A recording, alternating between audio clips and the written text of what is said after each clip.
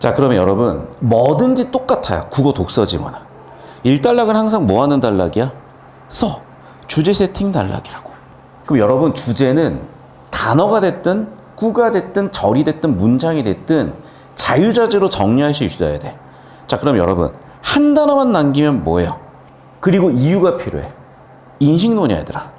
왜 인식론이냐면 이제 저랑 공부한 친구들은 제 커리큘럼을 대강은 아실 건데 잠깐 제가 막간을 활용해서 체계를 좀 설명을 드리자면 어차피 평가원 기출분석이잖아. 그럼 제 커리큘럼에 보세요. 자, 여러분 인식론이라는 건 경제겠니? 뭘까 그러면? 인식하는 거야. 뭐야? 뭐? 법은 아니겠지만 논리 철학이겠죠. 그럼 공2권에 있겠지. 공2권을 받아서 푼 학생들은 알 거예요. 인식론이 첫 번째 지문으로 시작을 해요. 그래서 풀었던 학생들은 아마 기억이 나실 텐데, 자, 평가원에서 인식론은 1번 대상이 있어요. 사과 같은 거. 2번 그걸 우리 인간은 오감으로 감각해요. 감각이라는 건 오감, 시청, 후미, 촉, 시각적 심상, 후각적 심상 그런 걸 얘기하는 거야. 오감의 감각인데 이거를 뭐라고 하니 우리는 경험했다고 해. 자, 경험적 인식이 주가 된 게 근대부터야. 그 전까지는 전부 다 선어. 왜? 지식은 인간이 만들어내는 게 아니라 신이 창조한 거기 때문이야. 경전이 있는 대로만 배웠어. 자, 그러면 우리는 자, 감각 경험 정보로 들어온 걸 이제 뭐해? 뇌에서 처리를 하지. 그래서 뇌에서 처리하는 방법을 크게 두 개를 배웠어. 그게 바로 연역과 귀납이에요. 내가 왜 연역인지 귀납인지를 오늘 깨달았다. 야, 이 수업하면서. 아무도 안 가르쳐줘요. 환장하겠네 진짜. 그러니까 나도 여러분 엄청나게 큰 돈을 벌 수 있는 기회가 있었을 수 있잖아. 근데 왜 안 벌었냐면 불법을 하지 않으면 엄청나게 큰 돈을 못 벌어요. 근데 그게 나쁘다는 게 아니야. 회사를 하다 보면 불법을 할 수밖에 없어. 이재용 회장님도 감옥 갔다 왔지 않니? 대통령 정도 위치에 가잖아요. 감옥을 안 가는 게 이상해요. 다 갔잖아, 그러니까.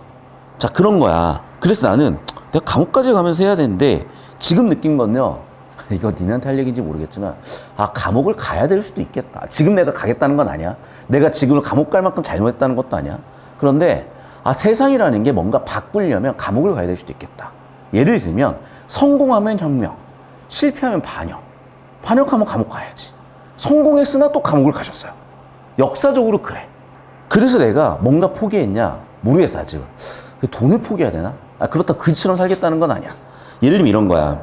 왜 안 가르쳐줬을까? 1번 몰랐거나 2번 알면서 입을 다물었거나요. 근데 저는 그냥 입을 열게요. 이런 게 프로메테우스 이런 건가? 자, 봐봐 얘들아. 결국에는 정보는 두 가지야. 우리는요, 자, 모든 정보는 오감으로 들어와.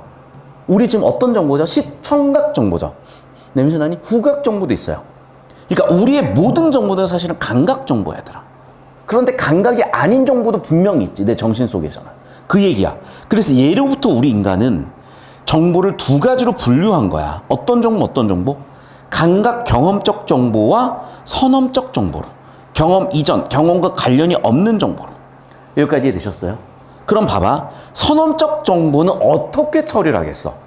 자, 신의 존재를 시각, 청각, 오감, 미각, 촉각으로 감각할 수 없으면 우리는 어떻게 입증을 하겠어? 소위 논리라는 애. 그게 바로 연역법이야. 예를 들면 이럴 거야. 예를 들면 내 문득 생각난 그 얘기하는 거야. 자, 이 세상은 존재하죠. 맞지? 존재하는 모든 것들은 시작이 있죠. 맞니? 누군가는 시작을 했어야 되지. 그 누군가가 누구야? 신이었다는 거죠. 이해됐어? 그래서 다시 한번 이 세상은 존재하잖아. 존재한 건 시작이 있었어야 되잖아. 그러면 결국에는 뭐야? 그래, 3단 논법에 의해서 결국 시작한 누군가는 존재하는 거라는 거지. 반박 불가잖아. 그럼 결국 그 누군가를 뭐라고 불렀다는 거야? 신이라고 불렀다는 거죠. 예를 들면. 그럼 신은 존재하네? 그럼 이거 반박하는 방법이 있을 거야. 뭐야? 이 세상은 존재하지 않을 수도 있다지. 이 모든 게 프로그래밍이라면. 이 모든 게 통 속의 뇌라면. 잠깐만. 그러면 그 통 속의 뇌를, 프로그램을 만든 걔가 신 아니겠어? 이해됐어? 이게 인식론이야, 현대에 있어서. 그래서 일론 머스크라는 사람들조차도 지금 이 순간이, 지금 이 시대가, 지금 이것이 가상세계일 확률이 훨씬 높다. 왜? 자, 봐봐. 둘 중 하나야. 첫 번째, 인류가 계속 발전을 하면 가상세계를 만든다 안 만든다? 아, 무조건 만들죠. 우리가 게임도 다 가상세계야. 그럼 봐. 가상세계를 만들면 너희는 거기 가서 게임을 안 한다 한다. 그 게임의 주인공이 되거나 또는 플레이어가 돼본다 안 돼본다? 돼본다. 그러면 둘 중 하나야. 인류가 멸망한 이후에 남아있는 가상세계 속에 살고 있든지, 인류가 발전해서 가상세계를 만들어 우린 가상세계 속에 있든지, 아니면 우리 인류는 아직 가상세계를 만들지 못했든지, 셋 중 하나잖아. 이해됐니? 그럼 결국엔 언젠가 우리 인류는 가상세계를 만들지 않겠니? 그런 논법에 의해서 결국 이 세상이 가상세계의 확률이 매우 높다라고 주장을 하고 있는 거거든. 자, 봐. 우린 이게 가상세계라는 경험적 입증을 해요, 못해요? 못하지. 우리의 시각, 후각, 미각, 촉각으로는 못해. 하지만은 선언적으로, 논리적으로는 할 수 있지. 이게 바로 연역법이라는 거야. 두 번째, 귀납법은 뭐야? A 까마귀 겁내, B 까마귀 겁내. 즉 정리하면 사례들을 근거로 해서 일반적인 뭔가를 만들어내는 게 귀납법이고, 이미 존재한 어떤 원리들에서 새로운 원리나 사례에다 적용하는 게 연역법이잖아요. 그런데 우리 인류는 학문도 무엇도 발달하지 않았기 때문에 연역법에 의해서만 살아가다가 근대 혁명 이후로 Enlightenment, 빛이 들어왔죠. 빛이 들어온 계몽주의 이후로 어떻게 된 거야? 귀납법을 할 수 있게 된 거예요. 됐니? 대상에서 감각경험을 통해서 귀납법을 통해서 일반적 지식, 우리는 뭐 할 수 있다? 인식까지 나갈 수 있다. 이게 바로 우리의 법논리 철학 이건 첫 지문이에요. 두 번째 지문은 뭐냐면 이 인식론에 대해서 뭐 하는 거야? 회의하는 거야. 그래서 이 인식론이 얼마나 탄탄한가를 따져요. 그래서 여러분, 이 배경 지식이 이미 있으셨으면 되게 쉬워지는 거고, 제가 왜 배경지식을 언급을 하냐? 인식론과 철학에서 방금 얘기한 이 내용은 이제는 다 알고 있는 상태라고 전제하고 시험에 출제가 된다니까. 그러니까 내신 너희가 시험 범위든 어쨌든지 저쨌든지 내가 이걸 하는 이유는 왜 그런 거냐면 이걸 하셔야 되기 때문이야. 물론 당장 시험 범위는 A인데 A를 반복해서 보기도 바빠 죽겠는데 그게 딱 5등급 4등급이라 그랬지. 왜 자꾸 4등급 5등급 마인드로 살아가려고 하냐고. 이것 좀 지금 더 한다고 등급 안 떨어져요. 아니 주에 2-3시간 이거 더 했다고 성적이 떨어져? 제발 좀 여러분, 제발 좀 공부 못하는 애들 티 좀 내지 마. 그냥 하는 거야. 자, 다시 봐. 현대 인식론은 자율적 주체인 인간들이 보편적 이성을 통해서 진리에 대한 합의를 도달할 수 있다고 전제한다. 그럼 여기서 요소가 들어가요. 첫 번째, 자율성이 있어야 돼. 두 번째, 이성에 근거해야 돼. 세 번째, 그렇다면 우리는 진리로 갈 수 있다는 거야. 자, 그래서 여기서 시작한 분석 철학으로 주제를 좁혔죠. 철학의 대상도 좁혔어. 뭐라고? 참거짓이 확정되는 애들이라고. 자, 내가 이 해제를 해주는데 다 배경식이 들어가고 있어요. 그러니까 예를 들면 옛날에 비트겐슈타인이 말할 수 없는 것을 말하지 말아야 된다 이런 거야. 그러니까 우리가 참거짓 판단이 안 되는 거는 판단하지 말라요. 얘는 참거짓 판단이 되는 것을 판단해라. 4번 얘기야. 뭐를 근거로? 자유를 근거로, 이성을 근거로 진리의 추구를 할 수가 있는데 어떤 애들? 참거짓 판별이 되는 애들. 인간의 사고를 언어의 의미 분석을 통해서 논리적으로 헤매갈 수 있는 방법은 뭐야? 언어의 의미 분석이라는 거예요.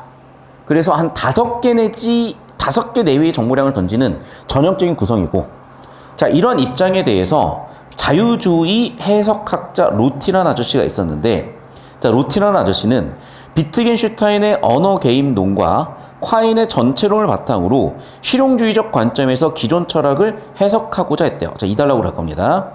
그러면 글의 주제는 뭐야? 로티라는 사람의 두 가지. 비트겐슈타인의 언어 개입론, 콰인의 전체론, 실용주의적 관점. 그럼 아마도 비트겐슈타인 언어 게임론 나오겠죠. 콰인의 전체론도 나오겠죠. 그러면 여러분, 기억, 니은의 대조를 잡아야지. 자, 그러면 봐봐. 내가 구성을 하라는 게 뭐야? 일단 배경 지식적으로 얘가 다 들어가 있었어야 돼요. 자, 카메라 잠깐 이쪽으로 갑시다. 저쪽 끝으로 잡아주세요, 카메라. 선생님, 그리고 지금 급한 거 없으시면 방금 스캔 뜬 애들 카톡에 구글에다 원문 검색하시면 출처가 나올 거예요.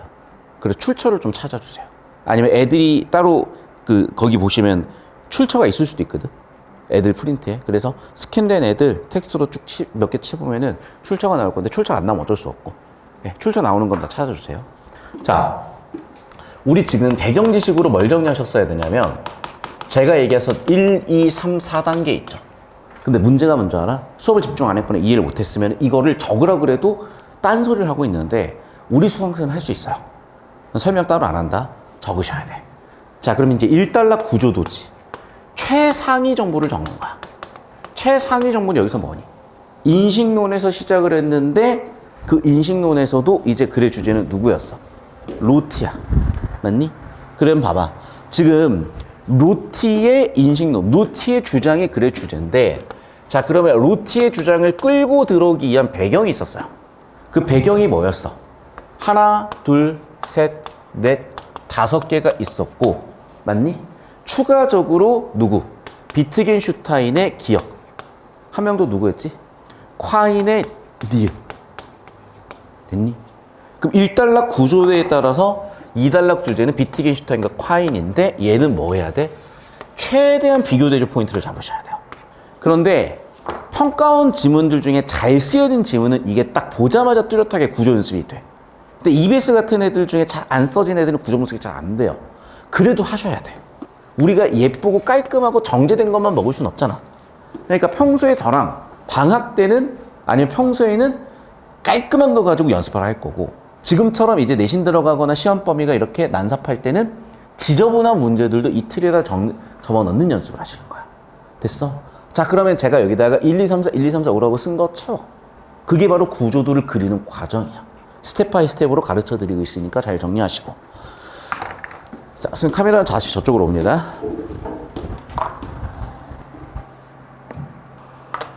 채우세요, 빨리. 니네 손으로 채운 다음에 넘어갈 거야. 자, 같이 보면 여러분, 우리가 왜 처리가 안 되냐면 처음 보는 내용들이라서 그래. 근데 여기서 일단 처리되는 거는 구조를 잡아주니까 처음 보더라도 처리가 되잖아요. 인식론은 자율성, 이성, 진리추구, 진입 판별 가능, 언어 의미 분석이야. 됐니? 자, 그러면 그 5가지를 어떻게 비트겐슈타인이 콰인의 전체론이 하는지 봐야 되는데 비트겐슈타인의 주장은 뭐냐면 결국 뭐야? 필연적으로 본질이 있는 건 아니야. 즉 대상 자체가 존재하는 건 아니야. 자, 봐봐. 국어에서 필연성은 100%지. 100% 아닌 건 우연성이라고 얘기했지. 즉 무슨 얘기야? 대상 자체가 존재한다, 존재하지 않는다? 존재할 수도 있고 아닐 수도 있다. 그러면 결국 뭐야? 그렇지. 그냥 언어로 우리가 규정했을 뿐이라는 거예요. 실체가 있을지 없을지는 몰라. 그냥 우리가 임의로 언어로 규정했어. 그 모든 것들조차도. 수학이고 자연과학이고. 왜? 1, 2, 3이라는 개념도 우리가 수학적으로 우리가 정한 거잖아. 아라비아 숫자로 한문으로. 맞니? 그리고 결국 우리가 진리라고 받아들이는 기존의 통념들도 그런 정보 간의 상호작용 결과물이야. 그럼 콰인의 생각은 다른가? 비슷한데요. 콰인의 생각도 지금 다 뭐야? 각각 독립적 성립이 아니라 봐봐. 실제가 아니다. 독립적 성립이 아니다. 의미가 지금 통하죠, 여기도. 그래서 쭉 읽어보니까 어떻게 됐어? 즉 상호 의존적 맥락, 상호작용의 결과물이라는 거야. 그러면 비슷한 얘기를 하고 또 차이가 있는 얘기를 하는데 비슷한 얘기는 뭐야? 상호작용을 한다는 거야, 정보 간에. 그러니까 우리가 진리라고 받아들이는 거는 봐, 이처럼 세모처럼 모든 우리가 진리라고 받아들이는 명제, 우리가 진리로 받아들이는 건 전부 다 뭐야? 그냥 비트겐슈타인은 언어에 의한 상호작용, 콰인은 상호작용 속에서의 정당성. 하지만 한계가 있나? 한계가 있어요. 뭐라고? 순환구조. 이게 바로 한계예요. 순환론. 선생님 어떻게 그렇게 처리하세요? 왜냐하면 콰인 지문도 우리 법률의 철학에 있으니까. 그러니까 뭐냐면 결국 여러분 알고리즘이 뭐가 문제냐면 확증 편향되잖아요. 한 번 타면 이미 EBS 평가원도 맞아. 이미 EBS 평가원도 확증 편향 중이에요. 새로운 지문이 들어오기가 쉽지가 않아. 왜? 이미 검증이 됐거든. 효과를 봤거든.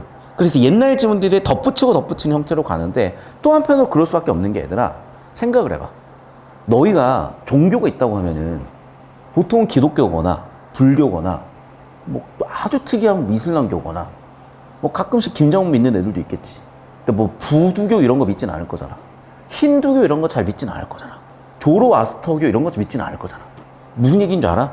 이 지역, 이 사회가 가지고 있는 맥락에 의해서 계속 우리도 확증 편향되고 있는 거예요. 우리도 어찌 보면 현실의 알고리즘 속에 있는 거야. 맞잖아. 뭐 의대나 서울대 보내준다는데 안 가겠다는 사람이 몇이나 되겠어요? 그 또한 알고리즘이야. 왜냐 의대 서울대 간다고 내가 다 행복하고 다 돈 잘 벌고 다 잘 나가는 거 아닌 거 알거든.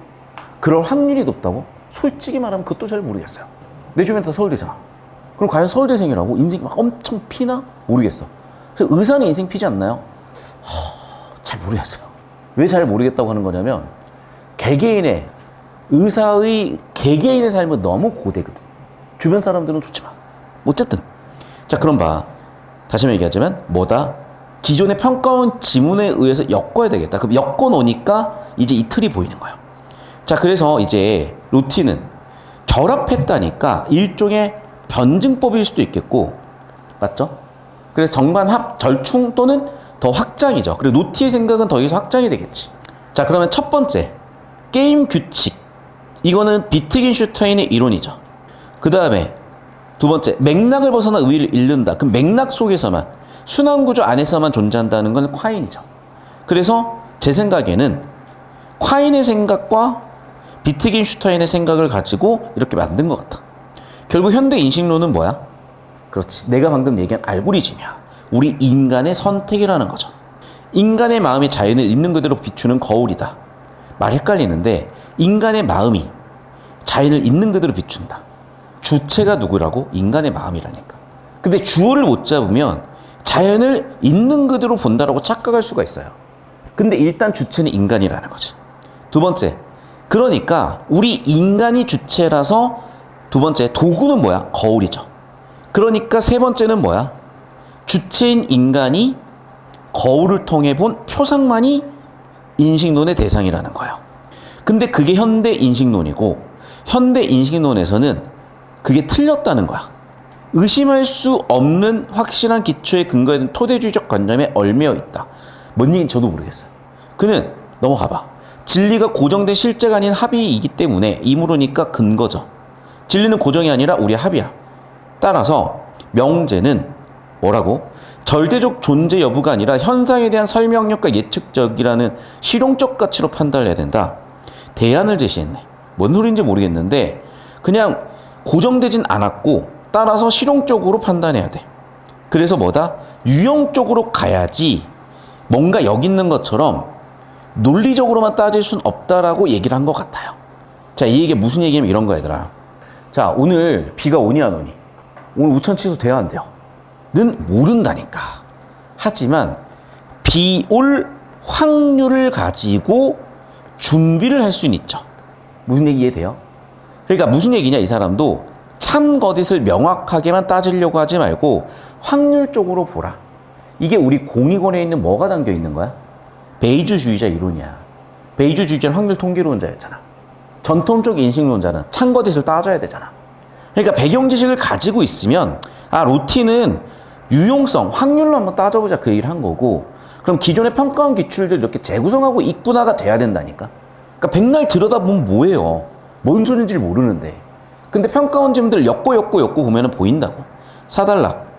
루틴은 해석학적 실용성의 전체론 특성이 비롯됐다고 보았고 해석학은 다양한 형태의 담론들을 인정하고 이를 생산하고 전산하는 과정 주체의 관점 해석하여 담론들과 연관성을 파악해 나가는데 A를 이해하기 위해서 B를 참고 B를 이해해 C를 참조하는 담론 사이의 상호가적인 해석학적 순환이 발생하기 때문이다. 난 솔직히 뭔 소리인지 모르겠어요.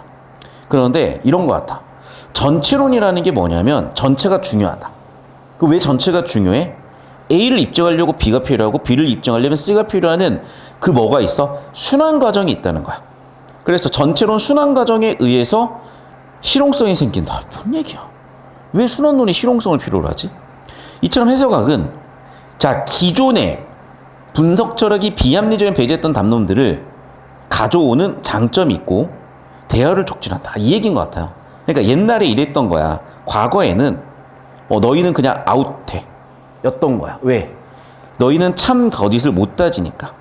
그런데 거기에서 문제가 발생했겠죠. 배제된 뭔가들.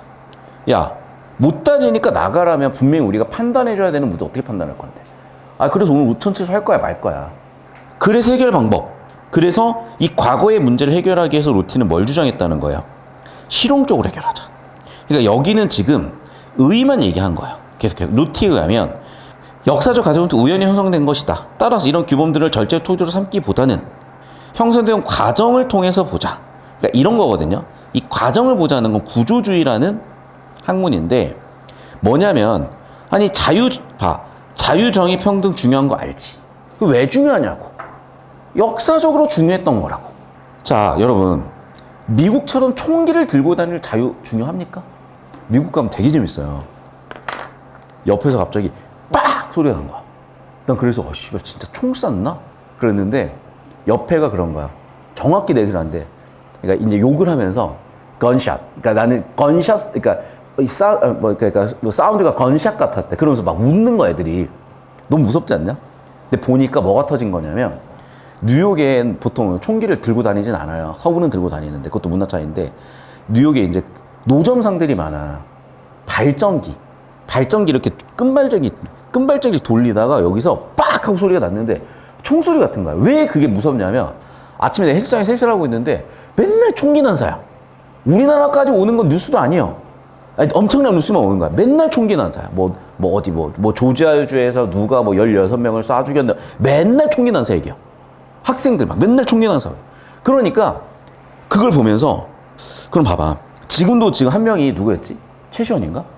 우리나라 슈즈에 미국에 누가 암살당했는데 그거에 대해 추모했다고 또 막 논란이 많잖아요. 그게 왜 그런 거냐면 이제 이거야. 서부는 지금도 가보면 야, 여기는 사람 죽여서 묻으면 아무도 모르겠다 싶은 생각이 들 만한 너무 오지가 많아. 아직도. 경찰 부르면요 4시간 걸려요. 되겠니? 총이 필수야. 서부는. 같은 나라인데도. 근데 동부는 필요가 없어. 왜냐면 블럭마다 NYPD가 다 서 있어. 잘 사는 동네고 하니까. 총이 뭔 필요야. 그럼 봐봐. 자유라는 것도 서부 개척 시대에 뭐가 필요했던 거야?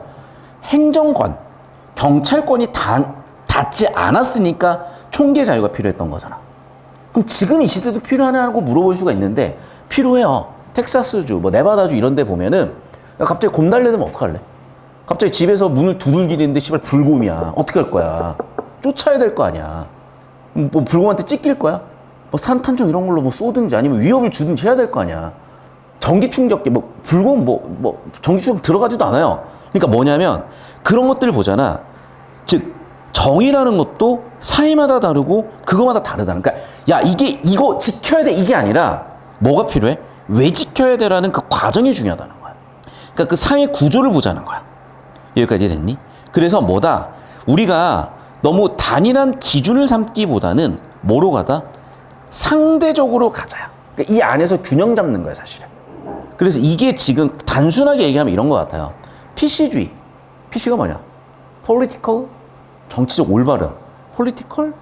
그럼 봐봐. 그런 애들도 결국 뭐냐면, 예를 들면 성소수자를 막 이렇게 예를 들면 그 사람들 위해서 해줘야 돼. 또는, 야, 무슨 말 같지도 않은 얘기를 해. 그러면 이런 거야.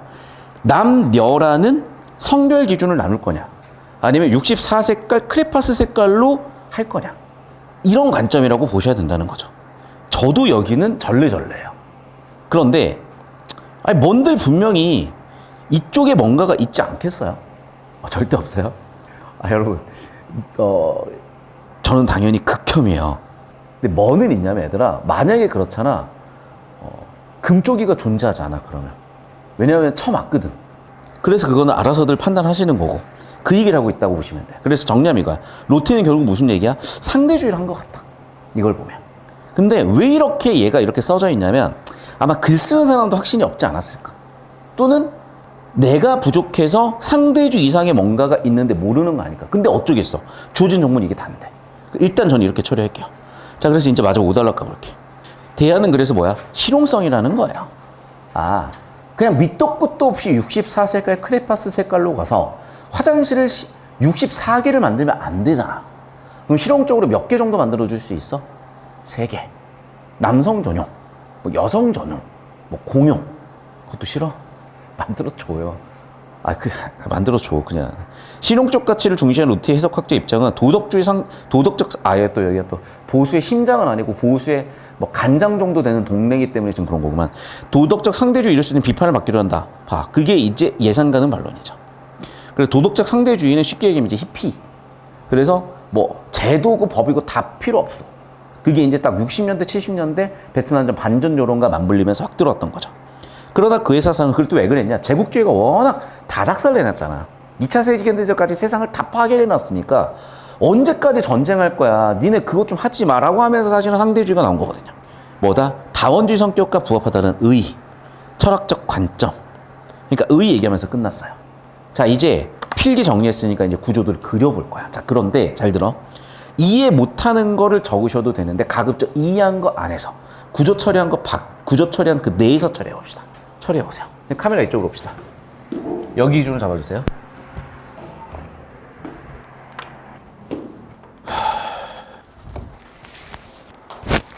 그리고 여러분 그 내신 시험 범위 같이 봐야 되는 시간 좀 짜야 되는데 어찌 짜지? 일단 목금 저녁은 가능해요, 여러분. 그러니까 아예 풀타임으로는 안 되고 그때 공부하시면서 제가 뭐 질문 받아드릴 수 있는 한 지문 정도 정리할 수 있는 시간은 나올 거고, 목금 저녁. 그 다음에 토요일은 저도 수업이 너무 많아서 안 되고 일요일 오전 가능할 것 같거든요. 짜봅시다. 그래서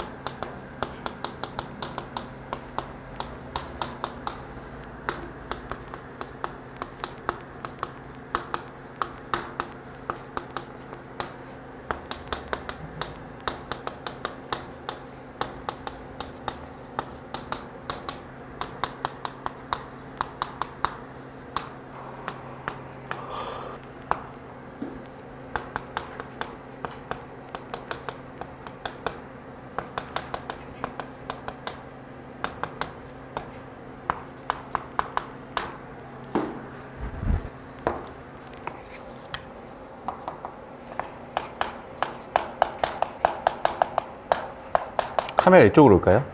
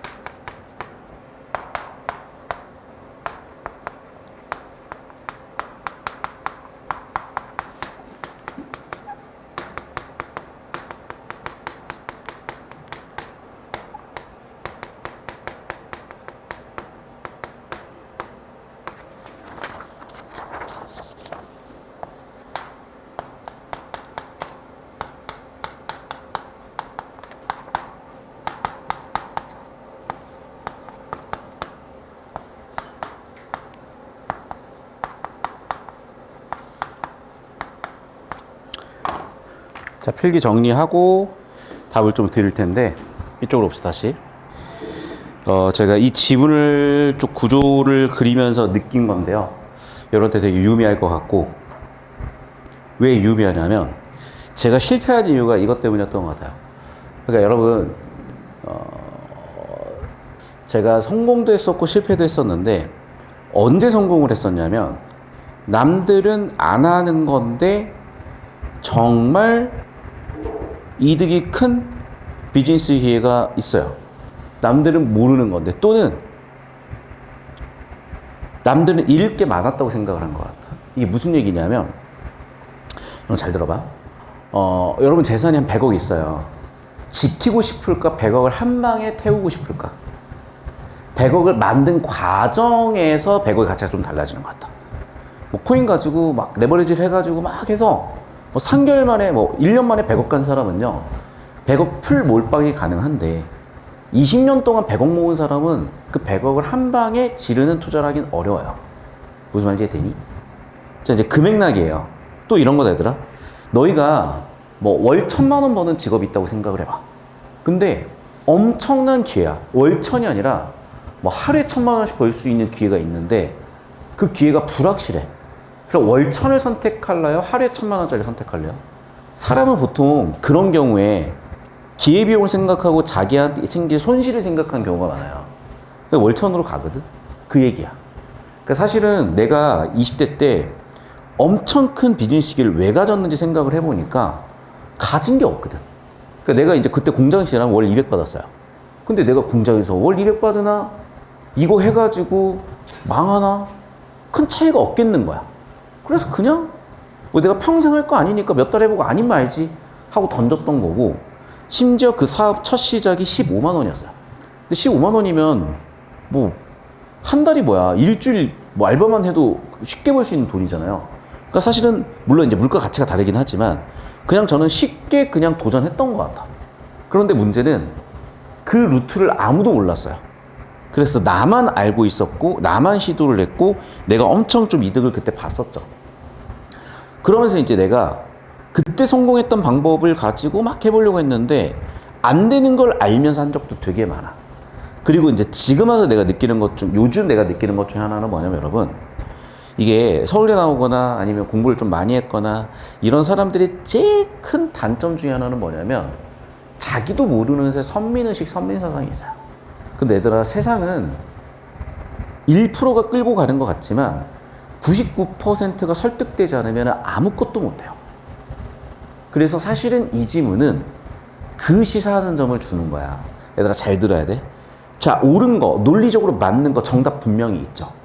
그러면 공부를 잘한 상위 0.1% 애들은 그 답을 내서 그 자리에 갖고 그 답을 내서 성취를 얻었잖아.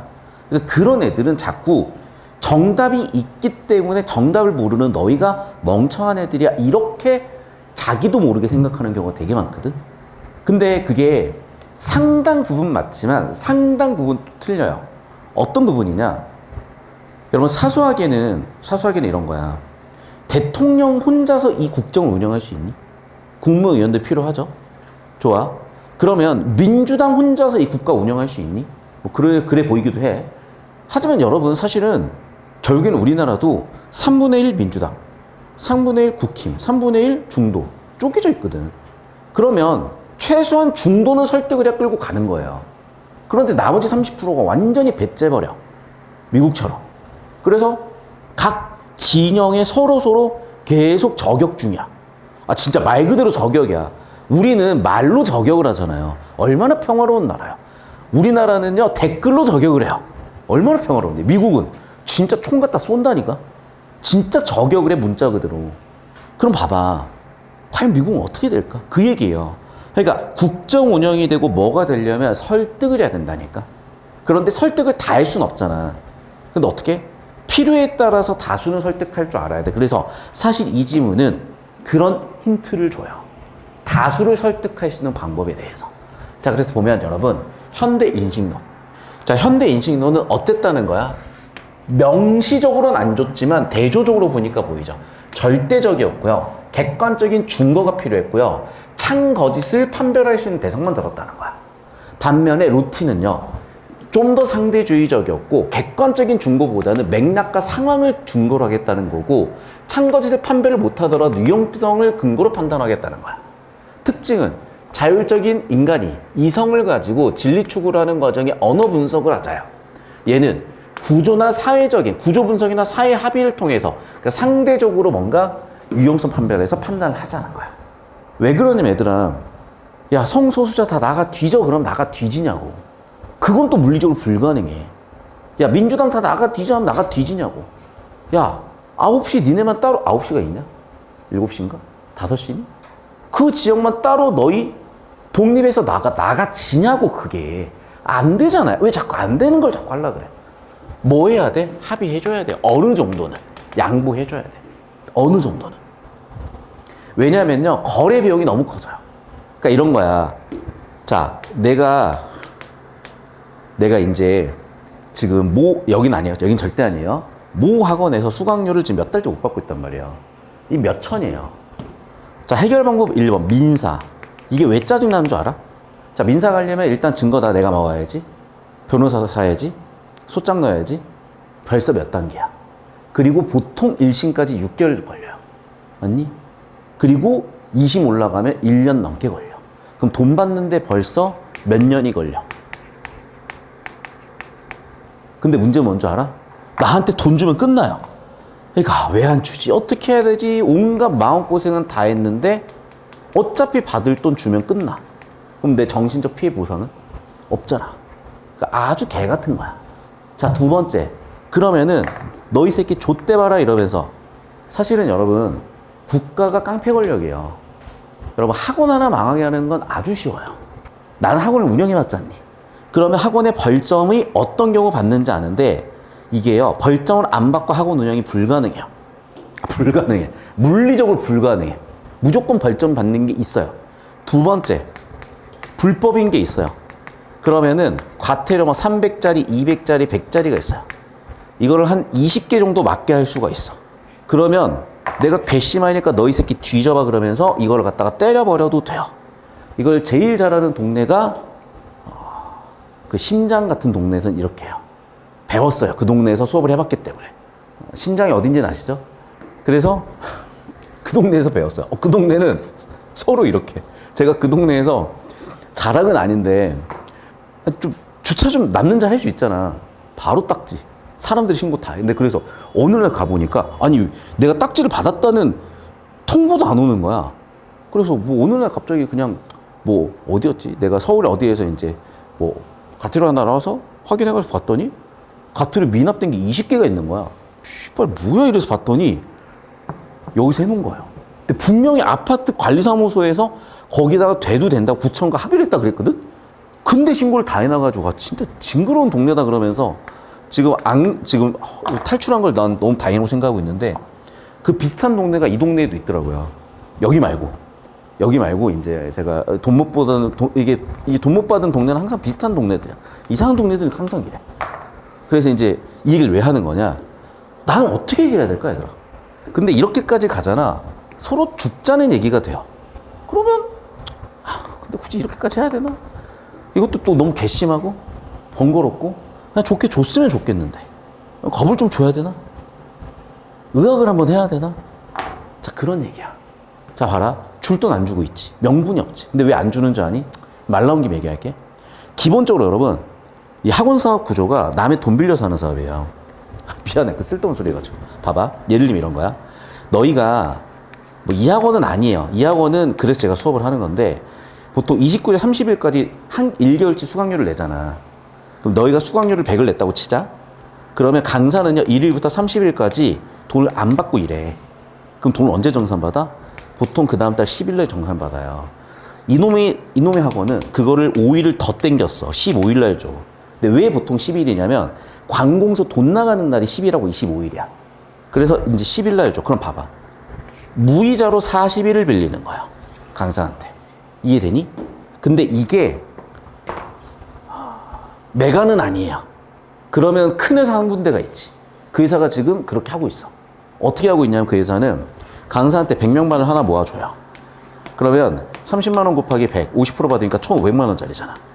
이 반을 하나 줘. 마감이 됐지. 한 번 더 만들어줘. 그럼 강사는 다음 달에 3천만 원 정산받을 거로 생각을 하잖아. 이거를 3천만 원을 줘야 되는데 1,500만 주는 거예요. 근데 요즘은 보통 학원 100명 못 모아주거든. 그러면 이제 회사하고 툭탁툭탁 하겠지. 그럼 한 번 더 만드세요 해가지고 이제 100명짜리 3반 만들어 4,500만 원 받아야 되는데 1,500만 주고 또는 뭐 3천만 주고 1,500을 안 주는 거야. 무이자로 이제 빌리는 거야, 사실은 강사한테. 그래서 사업을 한다니까요. 그럴 수밖에 없는 게 우리나라에서 최대 규모의 재수학원을 만드느라, 기숙학원을 만드느라 돈이 없었거든. 학원비는 또 되게 비싸요. 비판하는 건 아니야. 근데 강사 입장에서는 정말 어이가 없는 건데, 자, 봐봐. 어떻게 해결할래? 굉장히 꼬인다니까. 이게 너희가 사회 나가잖아. 정말 뒤죽박죽이야. 어떻게 할래? 민사할래? 싸울래? 그냥 적당히 내가 그래 씨발 좀 덜 받을게. 빨리 돈이나 내놔. 일 수도 있어요. 답은. 왜냐하면 이렇게까지 가잖아요. 그럼 또 저쪽에서 또 뭘 안 하겠어요? 귀찮아. 근데 해결 방법이 하나 있긴 해. 나는 또 선거 캠프에 들어가 있었잖니? 저는 한 2통 정도면 그냥 깔끔하게 해결할 수도 있어요. 근데 뭐 이게 뭐라고 돈 몇 천만 원 때문에 그런 그럼 굳이 그런 짓을 해야 돼? 너무 이제 복잡해져. 그래서 내가 인생 살면서 뭘 느끼고 있냐면 차라리 이런 경험이나 이런 생각들을 어릴 때부터 좀 해봤잖아.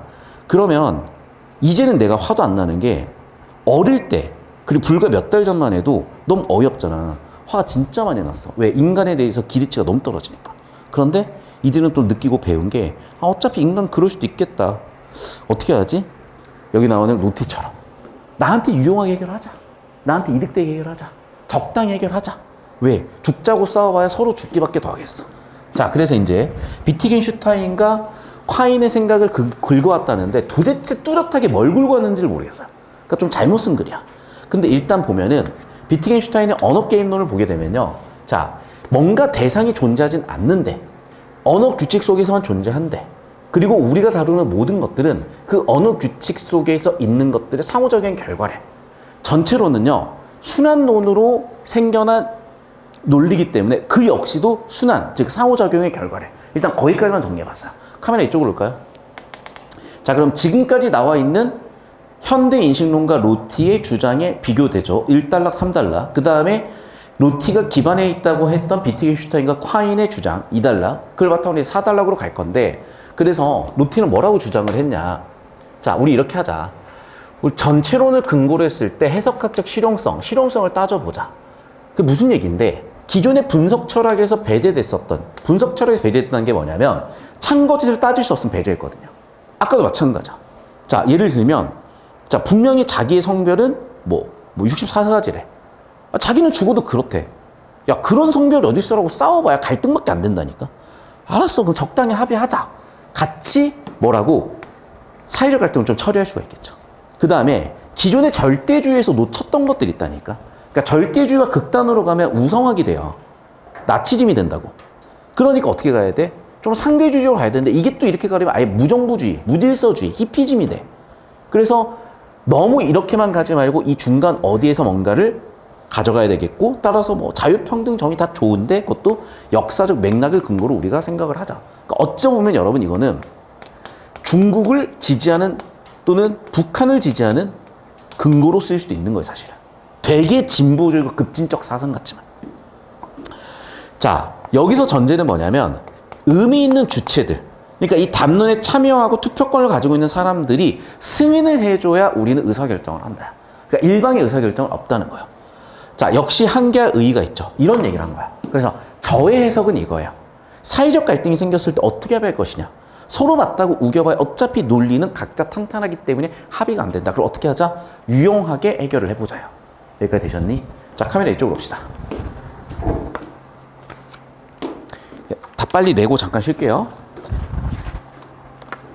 자, 분석 철학은 이성적 주체에 이루어지는 사고 과정을 논리적으로 해결하겠다. 자, 이게 분석 철학 바꿔 얘기하면 뭐야? 현대 인식론이고, 그게 지금 1단락하고 3단락에 쭉 나와 있죠. 현대 인식 인간의 마음에 대한 자연의 확실한 표상을 담아낼 수 있다고. 뭐야 이게?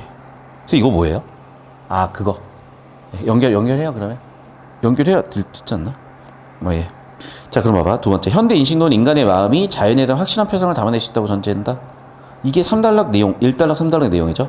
콰인은 그러니까 발췌도 해봐도 있을 거야. 콰인은 인간이 자연에 대해 지니고 있는 신념은 독립적으로 하지 않는다. 그렇죠. 뭐라고 나와 있어? 상호작용 결과라고 했지. 노티는 철학적 명제 가치 현상에 대해 설명력과 예측력이나 유용성. 설명 예측력 모르겠는데 일단 유용성은 확실하고, 자유주의 사회 규범들이 생성된 계보를 추적하면 궁극적 토대가 중요한 게 아니라 상대적 맥락이 중요하다 그랬었죠. 그러니까 객관적인 게 중요한 게 아니라. 정답은 5번 되시겠네요. 그러면 뭐 답 자체는 어렵지 않게 나왔고 여기 나와 있는 것들은 발췌도로 확인이 가능했을 겁니다. 그리고 주제적으로 상호작용이나 유용성, 객관성들도 판단할 수 있었을 거고. 자, 그 다음 문제. 로트의 관점에서 기억과 니은을 이해해보자. 자, 실제가 없다 그랬잖아. 진리를 상대한다. 왜? 맥락 속에 존재하고 순환론이니까 가능한 것 같아요. 자, 기억은 의회, 철학은 언어 게임이 되고, 맞죠? 니은의 철학 게임의 규칙이 철학의 토대로 성립이 된다. 이게 나 지금 판단이 잘 안 돼서 잘 모르겠어요. 일단 넘어가 볼게요. 자, 기억에 의해 언어 게임의 구축물인 진리가 도출이 되며, 근데 이 사람은 뭔가 진리를 만들어내자 이런 게 아니었던 것 같거든. 3번 규칙의 절대성. 이 사람은 절대성을 인정하지 않았던 것 같은데. 자, 그럼 봐봐. 그렇지. 상호작용의 결과다른 공통의 함이죠. 상호작용의 결과다라는 건 공통된 합이죠. 그러니까 이랬으면 될 것 같다. 자, 모두의 주제는 뭐예요? 상호작용의 결과다. 결국 로티는 뭘 중시한 사람이야? 상대성을 중시하는 사람이잖아. 그럼 상대성을 중시하는 사람이니까 뭐야? 상호작용 또는 맥락 이런 게 중요하다. 그러면 가나다, 즉 로티와 기억니은의 공통점을 찾으라는 문제였던 거죠. 이해돼요? 그러니까 출제 의도가 뭐였던 거야? 가나다의 공통점. 따라서 상호작용, 상대성을 공통점으로 잡을 수 있었으면은 여러분이 5번 선지가 골라졌을 거고. 그러니까 이 문제는 여러분 의도는 보이는데 문제 퀄리티가 조금 연습하기에는 별로였던 것 같고 이 정도 정리하시고 자, 넘어가서 3번 문제. 자, 비트겐슈타인에 따르면 명제는 언어 게임의 결과로 존재할 뿐. 그렇지. 이렇게 이해한 거 분명히 맞죠? 자, 카르나프에 따르면 명제는 과학적 관찰. 자, 그럼 둘의 차이점은 과학적 관찰이냐 아니면 언어 게임이냐 차이점 바로 보이셨고. 과학적 관찰의 근거 명제를 검증해서 토대가 존재할 수 없으므로 왜? 순환론이죠. 그래서 콰이는 순환론이다라고 얘기했기 때문에 당연히 대립되는 지점 확인되실 거고. 어떤 원자 명제에 대한 검증이 다른 원자 명제에 의존하는 관계가 연속되므로 각각의 원자 명제는 결국 자신에 의해 검증되는 모순에 빠지게 된다. 이게 바로 순환론 얘기잖아. 자, 4번 로트에 따르면 일상적 의사소통이 이루어지는 관계는 당사자 간의 상호 승인을 전제로 하므로 일상적 의사소통이 실천되면 객관성 아니죠. 상대성을 주장한 사람이지. 그러니까 봐봐. 이게 내용일치로 가는 게 아니라 전체적인 키워드, 핵심 키워드를 만들어냈을 때 틀린 선지나 틀린 기준들이 딱딱 보이는 이 느낌으로 가셨어야 된다는 얘기예요. 자, 필연적이지 않다. 로티도 얘기했고 특히 누구도 얘기했어? 비트겐슈타인. 그래서 뭐야? 합리성보다는 합의 형성. 이해됐니? 합의로 가자는 거야. 자, 가의 이유. 담론 간의 상호 의존 체계가 구축됨으로써 이론이 기초하고 있는 토대의 확실성을 보장받을 수가 있게 됐다. 해석학 순환이 이루어지는 해석의 체계가 드러나게 되면서 체계나 맥락 속에 숨겨진 진리를 발견할 수가 있는 거다. 자, 다시 한번 체크를 해볼게요. 봐봐. 담론들 간의 상호 의존 체계가 구축되어 있다. 아까 정답으로 나왔었던 상호작용 이런 키워드는 지금 들어와 있으니까 괜찮을 것 같고. 자, 그 다음에 가를 봅시다. 가는 이 사람의 주장. 뭐야? 상호 의존 체계에 당연히 들어와 있죠. 두 번째. 그런데 확실성이라는 건 없었던 것 같다. 지금 자꾸 객관성, 확실성과 상대성이라는 키워드를 대조하고 있죠. 해석학적 순환이 이루어지는 해석의 체계가 드러나게 됨으로써 체계란 맥락 속에 숨겨져 있는 진리. 진리 아니라고. 상대적이라는 거라고. 유용하다는 거라고요. 그러니까 뭔가 절대적인 진리를 탐구하는 게 아니라 상대적인 합의를 하자는 거죠. 담론이 문화적으로 유통되어 사회적으로 기능하게 된 현상을 탐구하기 위해서 합리적 담론과 비현장. 글쎄, 이 구분해서 뭐 할 건데? 그러니까 기존에서 아웃된 것들을 다루는 게 의도라는 거지, 의의라는 거지. 전체론에 기반하여, 그렇죠? 담론을 인정하자는 거죠. 상호 의존, 상호성, 상대적인 합의를 하자는 거고, 기존에 아웃됐던 걸 다루자고 한다. 대화가 가능하게 하자고 한다. 상해 담론을 가진 단계를 경쟁하는 상호 의존 관계를 취하함으로써 인간이 지닌 마음 상태, 내용 5번 온 게 보여서 그냥 정답 4번은 어렵지 않게 보였을 겁니다.